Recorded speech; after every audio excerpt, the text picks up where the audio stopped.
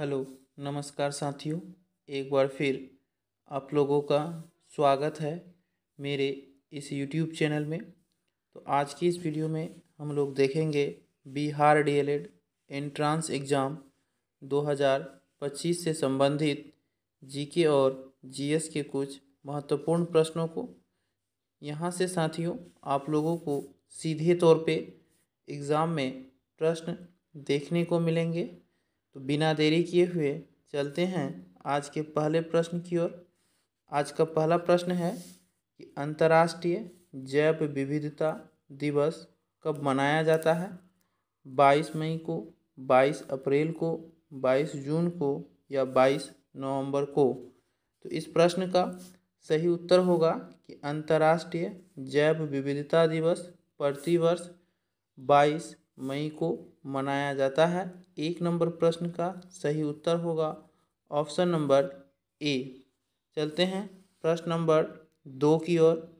प्रश्न नंबर 2 कह रहा है कि लॉर्ड कर्जन द्वारा भारतीय विश्वविद्यालय अधिनियम किस वर्ष पारित किया गया था?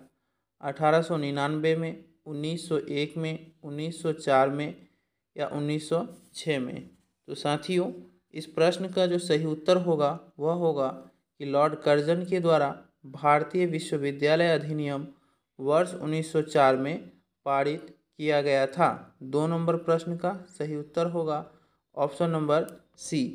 लॉर्ड कर्जन के समय ही वर्ष 1905 में बंगाल विभाजन हुआ था।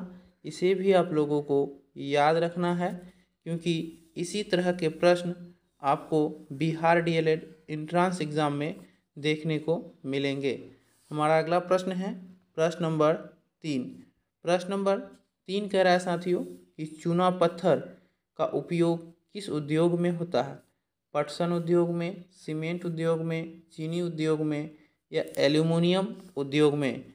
तो आप लोगों को पता होगा कि चूना पत्थर का जो उपयोग होता है साथियों वह सीमेंट उद्योग में होता है। इसलिए 3 नंबर प्रश्न का सही उत्तर होगा ऑप्शन नंबर बी, सीमेंट, क्योंकि चूना पत्थर का उपयोग जो होता है वह सीमेंट उद्योग में होता है। चलते हैं प्रश्न नंबर 4। इसका आंसर साथियों आप लोग बताएंगे कि क्या होगा कि किस राज्य में खनिज तेल का विशाल भंडार स्थित है? असम में, राजस्थान में, बिहार में या तमिलनाडु में। तो इसका जो सही उत्तर होगा वह होगा असम राज्य में खनिज तेल का विशाल भंडार स्थित है। साथियों भारत का सबसे पहला तेल शोधन कारखाना जो था वो असम के डिगबोई में ही स्थित है। इसे भी आप लोग याद रखेंगे। और बिहार में तेल शोधन कारखाना जो है वह बरौनी में स्थित है। इसे भी आप लोग ध्यान में रखेंगे। हमारा अगला प्रश्न है प्रश्न नंबर 5। प्रश्न नंबर 5 कह रहा है कि पृथ्वी की सतह का कितना हिस्सा पानी से ढका हुआ है? 1/4, आधा, 3/4 या 2/3। तो इसका जो सही उत्तर होगा साथियों कि पृथ्वी की सतह का 3/4 हिस्सा जो है वह पानी से ढका हुआ है। पृथ्वी का 71% भाग साथियों पानी से ढका हुआ है। पृथ्वी 2 गोलार्धों में बटी हुई है, उत्तरी गोलार्ध और दक्षिणी गोलार्ध। इसे भी आप लोग याद रखेंगे साथियों। पृथ्वी एक ग्रह है सौरमंडल का, इसे भी आप लोगों को याद रखना है। पृथ्वी को नीला ग्रह के नाम से भी जाना जाता है। पृथ्वी में 5 महासागर हैं, इन्हें भी आप लोग याद रखेंगे। हमारा अगला प्रश्न है प्रश्न नंबर 6। प्रश्न नंबर 6 कह रहा है एटलस मानचित्र किस पैमाने पर बनाया जाता है? अनंत पर या बहुत बड़ा पर, बहुत छोटा पर या बहुत बड़ा पर। तो इसका सही उत्तर होगा साथियों कि एटलस मानचित्र जो है वह बहुत छोटा पैमाने पर बनाया जाता है। इसलिए 6 नंबर प्रश्न का सही उत्तर होगा ऑप्शन नंबर डी। चलते हैं प्रश्न नंबर 7 की ओर। प्रश्न नंबर 7 कह रहा है कि निम्नलिखित में कौन जनसंख्या वृद्धि का घटक नहीं है? साथियों आप लोग से पूछ रहा है कि कौन जनसंख्या वृद्धि का घटक नहीं है। आप लोग बताएंगे इसका आंसर कि जन्म दर, मृत्यु दर, प्रवास या लिंगानुपात। तो इसका सही उत्तर होगा कि जनसंख्या वृद्धि दर का घटक लिंगानुपात नहीं है, इसलिए प्रश्न नंबर 7 का सही उत्तर होगा ऑप्शन नंबर डी, क्योंकि जन्म दर, मृत्यु दर और प्रवास जो है वह जनसंख्या वृद्धि दर का घटक है। हमारा अगला प्रश्न है प्रश्न नंबर 8। प्रश्न नंबर 8 कह रहा है कि 2011 की जनगणना के अनुसार भारत का कितनी प्रतिशत आबादी द्वितीयक कार्यों में लगी हुई है? 24.3%, 10%, 18% या 16%। तो इसका सही उत्तर होगा साथियों कि 2011 की जनगणना के अनुसार भारत की लगभग 24.3% जनसंख्या जो है वह द्वितीयक कार्यों में लगी हुई है, इसलिए 8 नंबर प्रश्न का सही उत्तर होगा ऑप्शन नंबर ए 24.3%। चलते हैं प्रश्न नंबर 9 की ओर। प्रश्न नंबर 9 है साथियों कि अंतर्राष्ट्रीय वन दिवस कब मनाया जाता है? 29 जुलाई को, 31 मार्च को, 21 मार्च को या 30 सितंबर को? तो इसका सही उत्तर होगा साथियों कि अंतर्राष्ट्रीय वन दिवस प्रतिवर्ष 21 मार्च को मनाया जाता है। इसे आप लोग जरूर ध्यान में रखेंगे कि प्रतिवर्ष 21 मार्च को अंतर्राष्ट्रीय वन दिवस मनाया जाता है। 22 मार्च को बिहार दिवस और विश्व जल दिवस मनाया जाता है। यहाँ से भी आप लोगों को प्रश्न पूछा जाता है बिहार डीएलएड एंट्रेंस एग्जाम में, इसलिए साथियों आप लोग दिवस संबंधित सभी प्रश्नों को अच्छे से याद कर लें ताकि कोई भी प्रश्न आपका ना छूटा हो। और इस चैनल के माध्यम से लगभग सभी दिवसों को बताया गया है। हमारा अगला प्रश्न है प्रश्न नंबर 10। प्रश्न नंबर 10 कह रहा है अंतर्राष्ट्रीय मजदूर दिवस प्रत्येक वर्ष कब मनाया जाता है? 15 जनवरी को, 15 अगस्त को, 13 अप्रैल को या 1 मई को? तो इसका सही उत्तर होगा साथियों कि अंतर्राष्ट्रीय मजदूर दिवस प्रत्येक वर्ष 1 मई को मनाया जाता है, इसलिए 10 नंबर प्रश्न का सही उत्तर होगा ऑप्शन नंबर डी। चलते हैं प्रश्न नंबर 11 की ओर। प्रश्न नंबर 11 है कि अंतर्राष्ट्रीय न्यायालय का मुख्यालय कहाँ है? यहाँ आपसे पूछ रहा है कि अंतर्राष्ट्रीय न्यायालय जो है उसका मुख्यालय कहाँ है? रोम में, पेरिस में, द हेग में या वाशिंगटन डीसी में? तो इसका सही उत्तर होगा साथियों कि अंतर्राष्ट्रीय न्यायालय का मुख्यालय जो है वह द हेग नीदरलैंड में स्थित है। इसे भी आप लोग याद रखेंगे। चलते हैं प्रश्न नंबर 12 की ओर।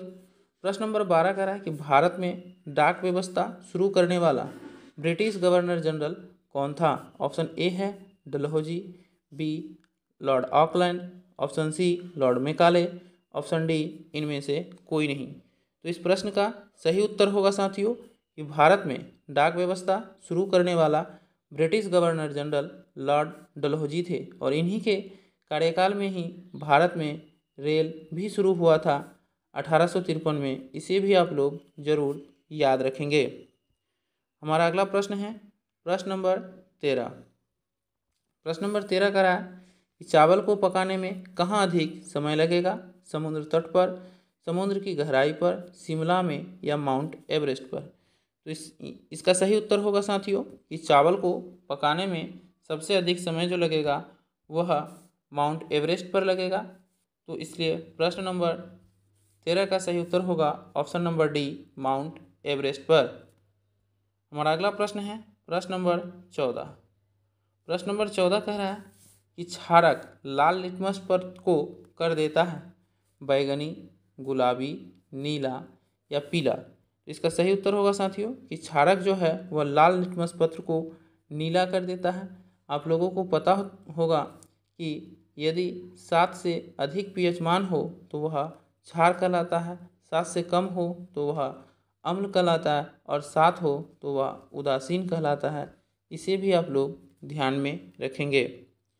चलते हैं प्रश्न नंबर 15 की ओर साथियों। प्रश्न नंबर 15 है कि ताप का एसआई मात्रक है केल्विन, सेल्सियस, सेंटीग्रेड, फ़ारेनहाइट? इसका सही उत्तर होगा ताप का एसआई मात्रक केल्विन है, इसलिए 15 नंबर प्रश्न का सही उत्तर होगा ऑप्शन नंबर ए। हमारा अगला प्रश्न है प्रश्न नंबर 16।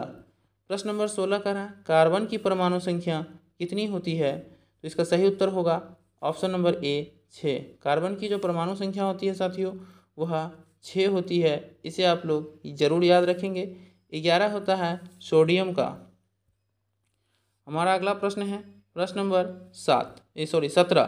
प्रश्न नंबर 17 कह रहा है रॉबर्ट क्लाइव को बंगाल का गवर्नर बनाया गया 1756 में, 1757 में, 1758 में, 1760 में।